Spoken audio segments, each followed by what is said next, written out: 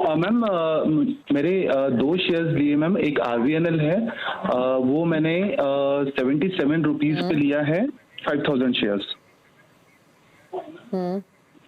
तो मुझे थोड़ा इन्फॉर्मेशन चाहिए कि ये लॉन्ग टर्म के लिए मतलब 500 रुपीज तक कब तक जा सकता है थोड़ा।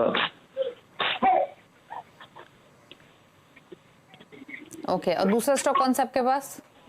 मैम दूसरा शेयर है मेरे पास आईआरसीटीसी। वो मैंने 745 में लिया मैम।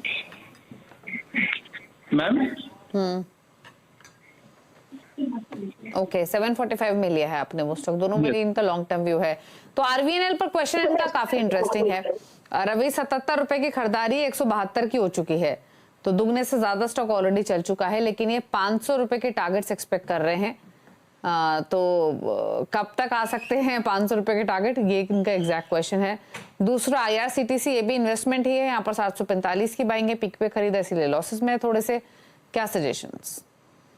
देखिए, इस समय आरवीएनएल फ्रेश ब्रेकआउट पे है, लेकिन ये जरूर है कि 77 रुपए की रैली ही 172 रुपए तक पहुंच चुकी है। 100% से ज्यादा की यहाँ पर हमने रैली देख चुके हैं, और इस समय चार्ट पैटर्न पे जो रैली दिखा रहा है वो भी अभी एक बार 220 तक के लिए मैक्सिमम दिखा रहा है। तो फिलहाल इस स्ट्रैटेजी के हिसाब से निवेश करें और धीरे धीरे आप अपने स्टॉप लॉस को ऊपर लेके जाते जाएं। इस समय स्टॉप लॉस आप रखिए 150 रुपए का, फिर अगर ये 200 का रेट क्रॉस करता है तो फिर 180, और 200 के ऊपर निकलने के बाद 190। तो ट्रेलिंग स्टॉप लॉस से आप अपनी पोजीशन को कंटिन्यू रखिए। 220 के आसपास आता है तो वापस से सीबीसी पे एक बार कांटेक्ट करिए। हाँ, अगर 5 साल का व्यू है तो शायद 500 के बराबर की वैल्यू देखी जा सकती है, लेकिन अभी के मोमेंटम में 240-250 रुपए के पास स्टॉक थकता हुआ नजर आएगा, तो उस लेवल तक अभी आप होल्ड करके रख सकते हैं। आईआरसीटीसी आपकी उतनी ही यहां पर जो अगर देखा जाए तो थोड़ी हायर खरीद है, लेकिन अच्छी बात यह कि ये इस समय reverse head and shoulder pattern यहां पर बन रहा है, तो थोड़ा सा अपवर्ड मोमेंटम लेगा, यानी 760 और 780 के आसपास तक ये लेवल्स आ सकते हैं। तो आप अपनी पोजीशन को अभी यहां पर होल्ड करके रखें, लेकिन एक स्टॉप लॉस यहां पर डाल लीजिए 700 रुपए का क्लोजिंग। अगर 700 के नीचे क्लोज होता है तो एग्जिट, नहीं तो वापस 760 और 780 के बीच में आता है तो एक बार मुनाफा लेकर आपके निकल जाइएगा। लंबा मत रखिए, ये स्टॉक लंबा रखने के लिए नहीं है। ओके, चलिए, तो ये रह रही है आईआरसीटीसी और आरवीएनएल पर। अगले कॉलर से बात करेंगे। नीलेश गायकवाड़ नासिक से हमारे साथ हैं। नीलेश जी नमस्कार, बताइए सवाल। Hello madam. हेलो, बताइए अपना क्वेश्चन। हाँ, मेरे पास है मैडम आईआरसीटी के शेयर परचेज किए मैंने, जो लॉन्ग टर्म के लिए, और कुछ नेशनल एल्यूमिनियम के, और कुछ पावर ग्रिड करके भी है मेरे पास। तो इसका लॉन्ग टर्म के लिए क्या व्यू रहेगा, जो कि मेरे बच्चे के लिए, फ्यूचर के लिए? ओके, तो आईआरएफसी, नाल्को और पावर ग्रिड 3 स्टॉक्स हैं। बाइंग प्राइस इन्होंने मेंशन नहीं किया है, लेकिन लॉन्ग टर्म आउटलुक जानना चाहते हैं। बच्चे के भविष्य की बात करें तो 10-15 साल तो मान के चले कम से कम। क्या सजेशन, कैसे लग रहे हैं लॉन्ग टर्म के हिसाब से तीनों स्टॉक्स रवि? आईआरएफसी, नाल्को और पावर ग्रिड।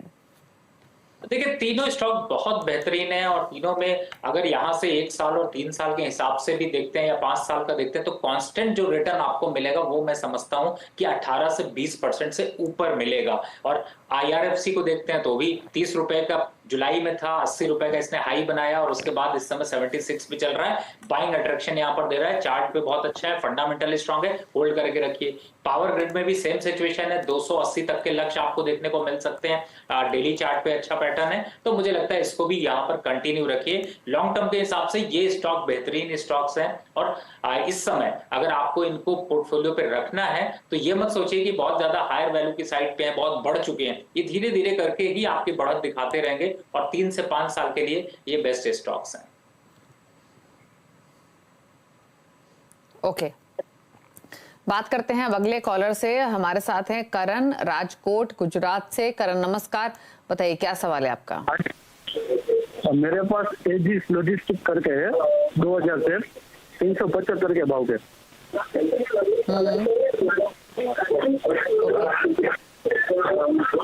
इन्वेस्टमेंट है आपकी? हाँ जी, ये आपकी इन्वेस्टमेंट है, लॉन्ग टर्म व्यू है? नहीं, शॉर्ट टर्म के लिए। ओके, शॉर्ट टर्म का व्यू एजिस लॉजिस्टिक 11 रुपए नीचे इनके भाव से क्या करें?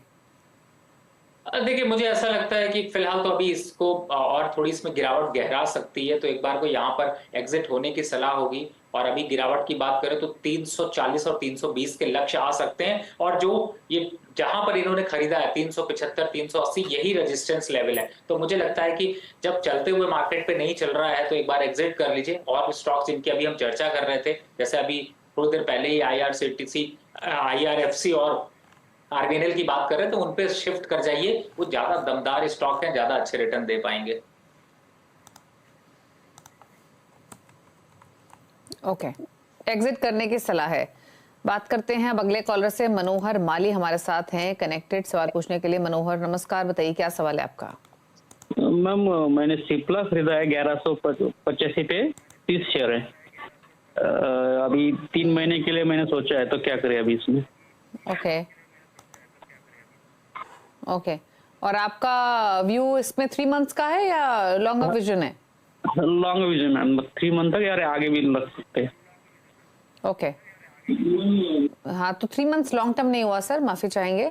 1185 की बाइंग है, 1216 पर कर रहा है ट्रेड, 30 रुपए ऊपर इनके भाव से शॉर्ट टर्म का व्यू है फिलहाल 3 मंथ्स। क्या करें इसमें? ये देखिए सबसे पहले तो आप एक स्टॉप लॉस डालिए 1150 रुपए का, और पोजीशन को कंटिन्यू चलने दीजिए। चाहे वो स्टॉप लॉस आप इसको ट्रेल करते जाइएगा, जब 1250 के ऊपर निकल जाए तो 1180, और फिर वापस ऊपर 1250 के ऊपर निकलता है तो एक बार 1200 का स्टॉप लॉस। अब टारगेट की बात कर ले तो 3 महीने में 1270 1280 के टारगेट ये अचीव कर सकता है। स्टॉक बहुत अच्छा है, लोअर 850 का इसने बॉटम बनाने के बाद अच्छी खासी रैली दिखा रहा है, तो पोजीशन होल्ड रखिए। स्टॉप लॉस 1150 का डाल के रखिए। 3 महीने में उम्मीद करता हूं कि आपको 1250 से 1270 के लेवल बहुत आसानी से मिल सकेंगे।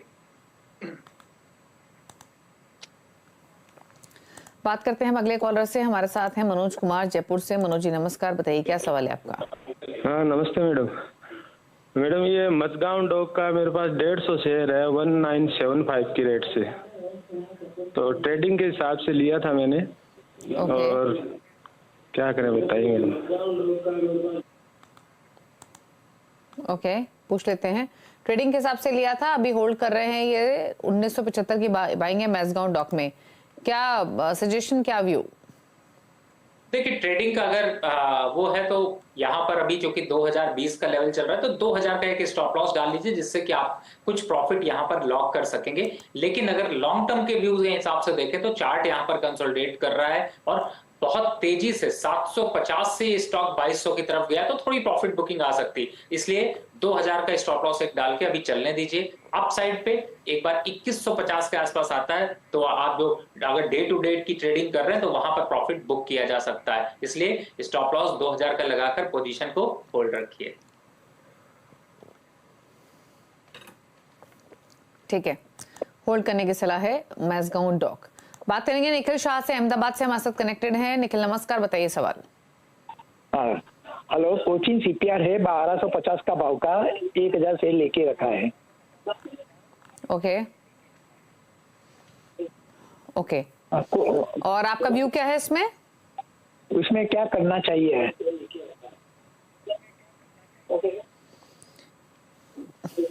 Cochin shipyard near term view 1250 की बाइंग, 1188 पे कर रहा है ट्रेड, 61 रुपए नीचे है। क्या करे रवि इस पोजीशन में? देखिए ये जो जहां पर इन्होंने खरीदा है 1250, वो इसका डबल टॉप इंफॉर्मेशन बना रहा है, तो चार्ट पैटर्न पे इसीलिए वहां से थोड़ी प्रॉफिट बुकिंग देखने को मिल रही, और प्रॉफिट बुकिंग इसकी गहरा कर 1100 रुपए तक आ सकती है।